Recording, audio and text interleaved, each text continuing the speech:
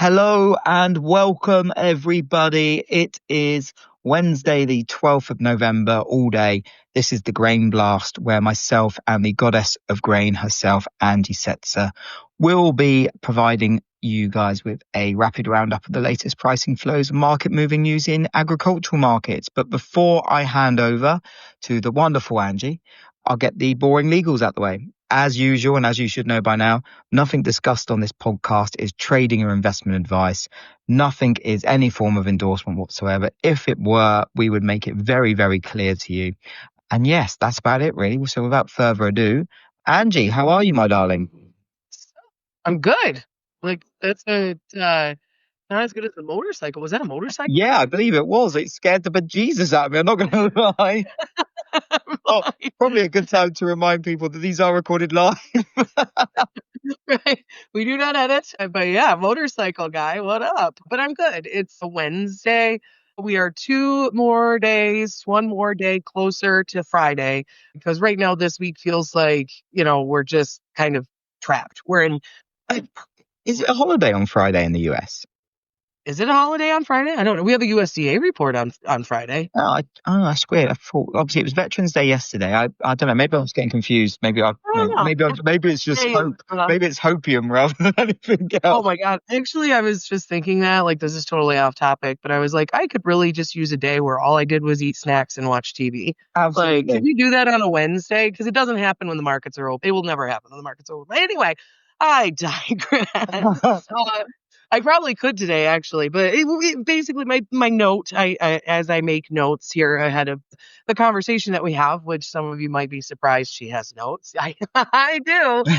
But basically waiting for Friday and debating cash. That is the sum of everything that's going on in the grain markets right now. And I say this in the nicest of ways. But I get so tired of people who have never actually traded physical grain, ever managed physical space, all of this talking about, well, the cash market is throwing X signal, simply because right now, there's this huge debate, this big conversation. If you look at export bids, if you look at the export terminals, we have the PNW and we have the Gulf, basically our primary export ways of shipping grain or whatever. And so everyone right now, basis is weakening. At one point last week, you saw PNW work its way to where it was, the equivalent, I think, of $1.10 over the January, maybe a little bit better than that for nearby movement.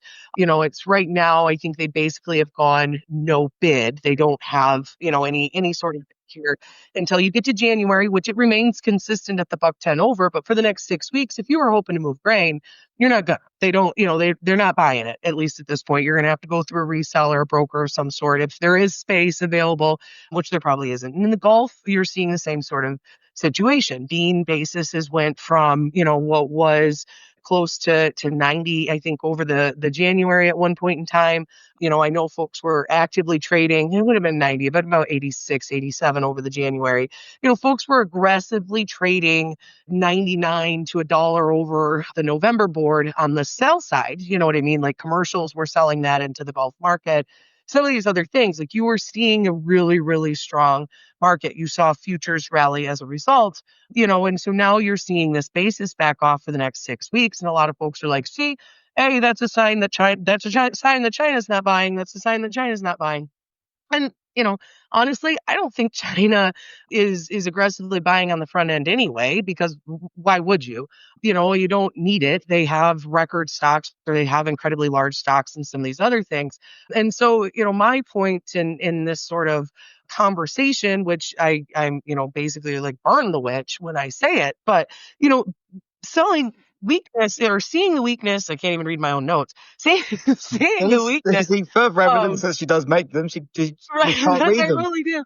It's this damn cursive. I don't know how to read it anymore. But seeing the weakness in the exporter bids, we've seen aggressive farmer selling. To be clear, Right. I don't think a lot of folks recognize that either. Not a lot of folks thought, farmer-wise, that we would see an $11 handle on soybeans. Most were told we wouldn't. And so I have had, I handle a few million bushels of soybeans a year for my growers, my farmers out there, and they've been selling aggressively right along. We're selling out of, we've sold everyone's basically sold out of harvest bushels. If they delivered bushels at harvest time, we have priced them.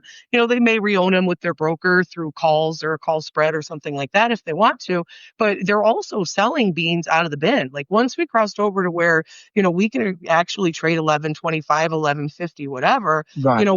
we're moving bushels. And so this whole entire idea that this weakness in basis is being driven by a lack of demand is simply probably false. It's probably more driven by the fact that you have a farmer who has to pay off. Like you have to remember too, a lot of farmers have to pay off their operating notes by the end of the year in order to be able to start borrowing for next year. Like you don't get to roll Right. that stuff forward. Yeah. You That makes sense. so you have, and we haven't had the FSA open to do CCC loans at all. Commodity Credit Corp, like you used to be able to go and once the FSA office reopens, you can, but you also used to be able to go and get $5 a bushel on soybeans, couple bucks a bushel on corn, those types of things. Well, they haven't had that opportunity either. So you've had farmers selling. My customers are selling corn also. We're coring bins. We're talking about cash flow needs.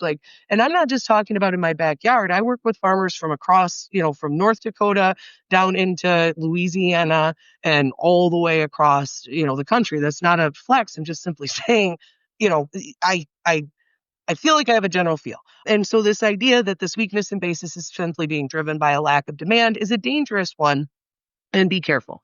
So we'll see, really what happens. Also remember, we are lazy AF. Like a lot of tired, like you had big export positions, like corn exports have been humping and dumping for 12 months now, basically. Like we have had a record setting pace and some of these elevators, like we're within shouting distance of Thanksgiving. It's 2 weeks from tomorrow, not that I'm counting, and we're also about 4 to 6 weeks away from Christmas. So, when we look at these bids and we look at the logistics and some of these other things, people like you, we're being run by millennials and Gen X now. Like we're realistic about who is going to be available over the holidays, what our capacity actually is, and some of these other things. And so that's also playing into part of the weakness. We're coming to the end of the calendar year, and we're soon going to enter into holiday mode. So that's basically kind of where we're at. Like I said, we're waiting for Friday. I still am struggling with the idea that the crop is as big as what folks are saying, just hearing what I've been hearing about, where, you know, elevators not having space full at the end of harvest and just what we've seen in cash. Elsewhere, we're going to watch what's going on in China. We saw China's cash corn prices continue to rise, especially in the areas that they're struggling where they had issues, Henan, Shandong, where they had that heavy fall rain and a lot of flooding and those types of issues. We saw in government auction offered yesterday. It was about 140,000 metric tons. 100% of it was taken. Domestic corn prices are kind of rising. You did see China's government come out and raise production, which some folks are like, I don't think so. I have a source that I really, really trust who's exceptionally conservative. Like he is definitely not one that you would say is a drama Right. queen by any means, and he's using a 10 to 15 million metric ton loss of corn bushels out of this region. And you're starting to see signs in cash that could potentially that there is a bit of a shortage, or at the very least, you're going to have to do some interesting things to move the grain from where it is to where it isn't. Beyond that, I think we get an export sales report tomorrow, trying to get clarity on Fingers which. crossed. Fingers crossed. Yeah, we will get one, I think. I just don't know if it's going to be for this week in particular, the first week of shutdown. I'm trying to figure that out. And I'm honestly trying to push for just release the whole goddamn thing. Sorry, pardon my French.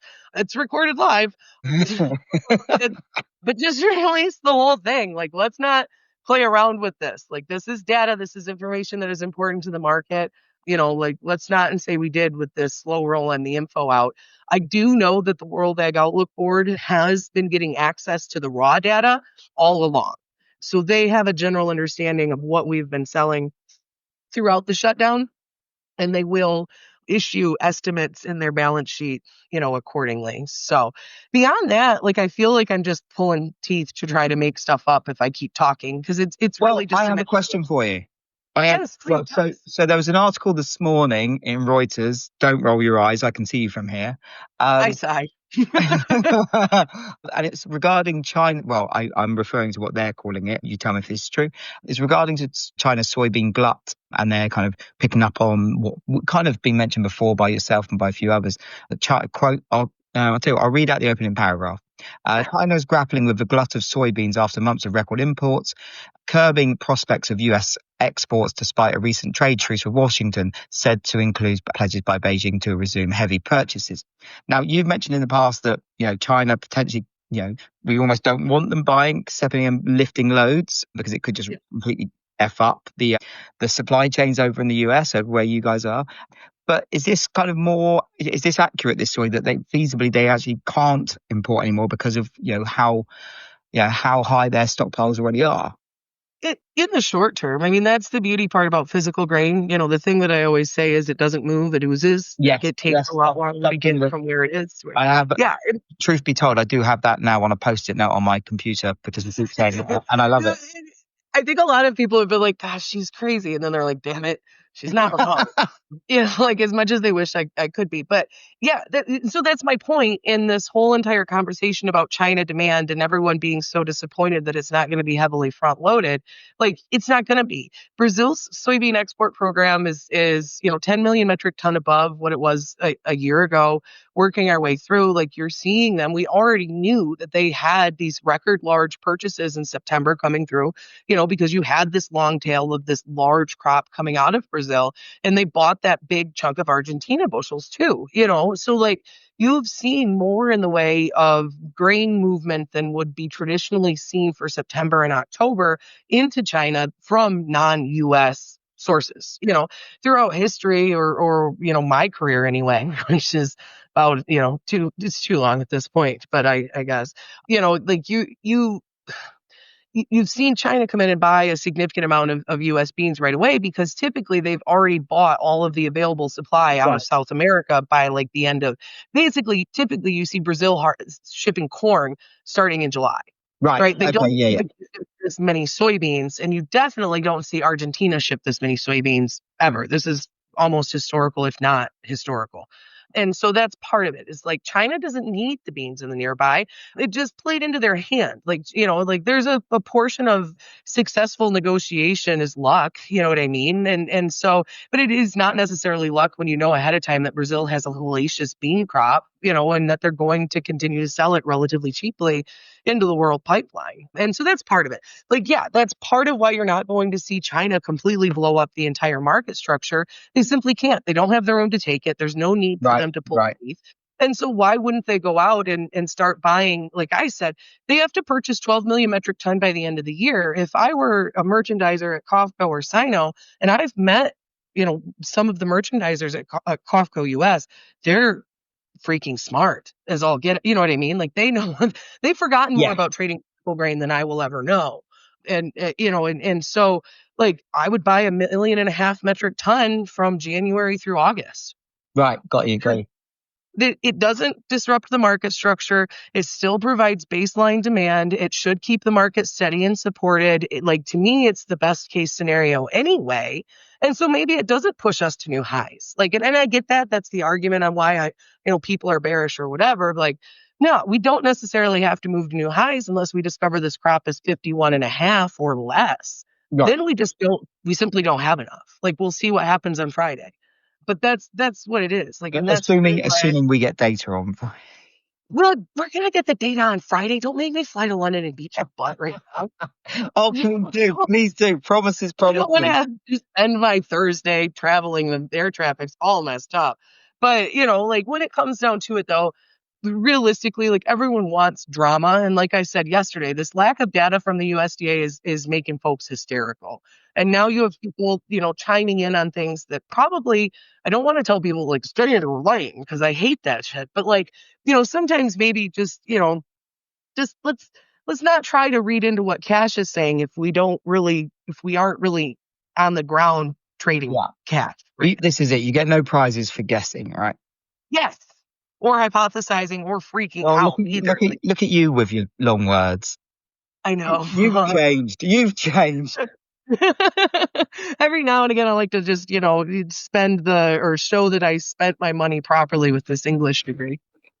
Well, So, bear in mind, I am English and I can barely speak it. Wrong market for that, unfortunately. I spent a lot of money to supposedly be smart in it, and yeah, I'm not. I used the wrong for like when you say meet it out. Did you know that it's METE? I did I not. did not. To be honest, Yeah, I'm now you struggling to do. remember ever hearing that phrase before You've anyway. never ever heard meet it out? It's one of my very favorites, and I always spelt it wrong. I learned this the hard way. I am. Uh, I'll stick to so. phrases like bits and bobs and. Right, that's where I'm at. And I'll also never use the proper effect, so you'll always see me Oh, say impact. absolutely, Whatever. absolutely. But I'm with you there. yeah, so that's it. That's all I got for you. Tomorrow will probably be even worse. And then wait for Friday when I'm like, well, we're just waiting for noon. But yeah, look forward to the rest of the week. We'll see what the market, like we're right up towards the higher end of some of these, trade levels. Like you saw soybeans overnight bounce up to 1134 and a half. That's a lower high, kind of disappointing. But, and then it fell back off. We'll see where the support lies. Is it 1112? Is it 1120 this time? Whatever in the same December corn. We tried to trade up to 435 again, which has kind of been our resistance here. And yeah, fell back a bit. And we'll see if we can push through it and wheat doesn't suck today. That'd be great. We could join in. We'd like that. Absolutely. Well, Angie, thank you so much for the update. Listeners, thank you so much for tuning in. Whatever you're doing today, stay safe, keep it tight, and we look forward to hearing from Angie again tomorrow. Much love.